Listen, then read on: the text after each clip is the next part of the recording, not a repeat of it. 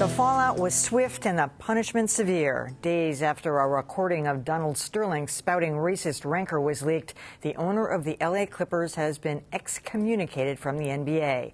The story has just about everyone talking, with the notable exception of Sterling himself, who's been uncharacteristically silent. And while the NBA would just as soon get back to the business of basketball, it is the playoffs after all. The reality is this saga is far from over. It was a smackdown of proportions no one really expected. I am banning Mr. Sterling for life. With that, the no-nonsense NBA Commissioner Adam Silver went on to explain the $2.5 million fine and the forced sale of the Clippers team owned by Don Sterling. For that, Silver received praise all around. The players believe the commissioner has done his duty, and we're proud to call him our commissioner. But now, one day later, there are more questions. Since Don Sterling's racist past was well publicized, why did it take an ill-gotten recording to bring him down? Or do the ends justify the means?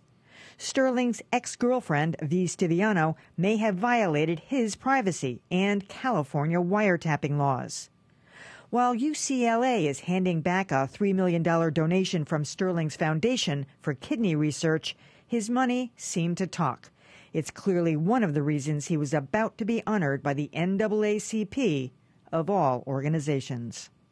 Here to help make sense of the many issues raised by the Sterling ordeal is Peniel Joseph. He's the founding director of the Center for the Study of Race and Democracy at Tufts University. Welcome back to Greater Boston, Peniel. Thank you for having me, Emily. One of the most disturbing parts of this is how loudly money talks. As soon as the NBA felt like the timbers were rattling and there was going to be so much protest, you saw the commissioner come out and basically ban him for life and do that fine.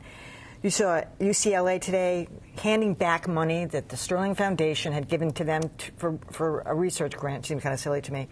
But really, the NAACP was about to offer him some big award. That was about money, too. Yeah. And everybody was putting this aside, knowing his racist history. Well, when it comes to philanthropy, nobody's hands are clean. People take money from everybody from Walmart to Bank of America. In this case, this is a particularly egregious case. I think one thing we have to remember is that individual prejudice is not the problem. It's structural racism, institutional racism. And the thing that's so egregious here is that this guy was an owner of a team. He's created a hostile work environment, but he's also settled with the Justice Department $2.7 million because him and his wife, they had property that they refused to rent out to Latinos and blacks. And we can now see for sure that that's true. Yeah, of course, he didn't admit guilt in that case, but he did pay the fine. But that's my point, that this institutional racism was well known, and yet everybody put it aside to give him the honors because it's all about the money. Yeah, it's about money and it's about power and access. Unfortunately, most African Americans don't have that kind of access, and even civil rights groups, environmental groups, they look towards people and power brokers who have that kind of access, no matter what dirty laundry they may have. And I'm going to bring Stephen Fryer into the discussion. He's a sports agent and former college athlete. Welcome. Talking about all things sports. You cover the range here, Steve. So this whole thing about forcing him to sell the team, Donald Stern did release a one-line statement yesterday saying the team is not for sale. And the NBA commissioner was very clear. If he gets a three-quarters vote from all the team owners, they can go ahead and force the sale. Can they? Can there be an antitrust suit? I mean, can they? Everybody I spoke to today who seems to know usually what's going on doesn't know what the Constitution of the NBA says. No one's seen it. But the presumption is that if they get 75% of the owners to say, you're out of here, somehow he has to relinquish control of the team. What's interesting now is that the real battle will begin. Now it becomes very, very ugly. Sterling has been conspicuously quiet. He hasn't said anything. And he's going to the mattresses right now, getting ready for the war with the other owners. The other disturbing aspect of this does have to do with the recording, because while there weren't recordings that we know of back when he discriminated in housing, there was recordings on this.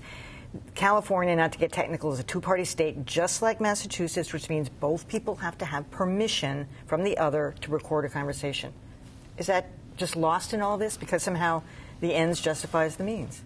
I think you're right, and I think the whole thing, the end justifies the means. Mark Cuban was quoted yesterday as saying, I abhor what he said, but I'm a little bit concerned about the rush to judgment here because we may be going down a slippery slope.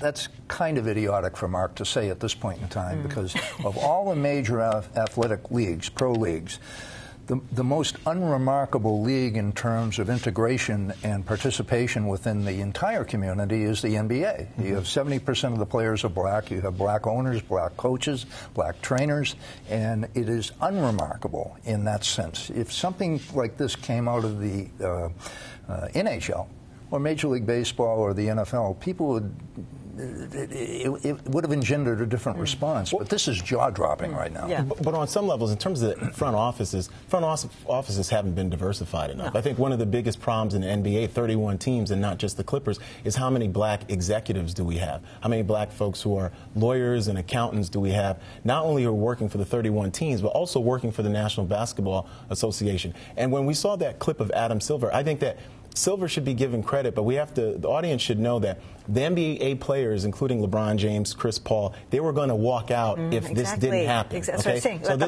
this is about leverage and NBA players finally instituting their own power.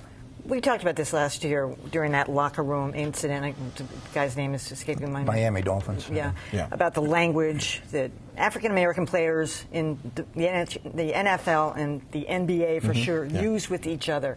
Is this going to be a spillover into that too? Because let's face it, I mean, it's reprehensible, it's disgusting, but it goes on every single day, every single game. And, so I guess what I'm saying, you wrote about this today, sort of the dichotomy, the white owners, the wealth, and the newfound wealth, and yet the way they speak to each other. Well, yeah, I don't think anybody should be using that language personally. I don't think anybody. Certainly, when black players use it with each other, there's a different connotation. But I think that we've opened up a Pandora's box by people using the N-word with each other and just saying, white players can use it. They're giving permission. I think that's a word rooted in racial slavery and hate, and that no one should utter it.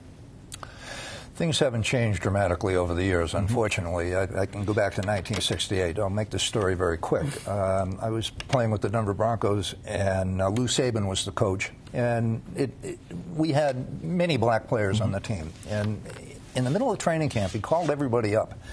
And he said, there are rumors that we're having racial problems on this team. And I just want to let everybody know we won't have racial problems on this team. And he told everybody to go back to work. I mean, it was jaw-dropping then. It's jaw-dropping now. It hasn't changed.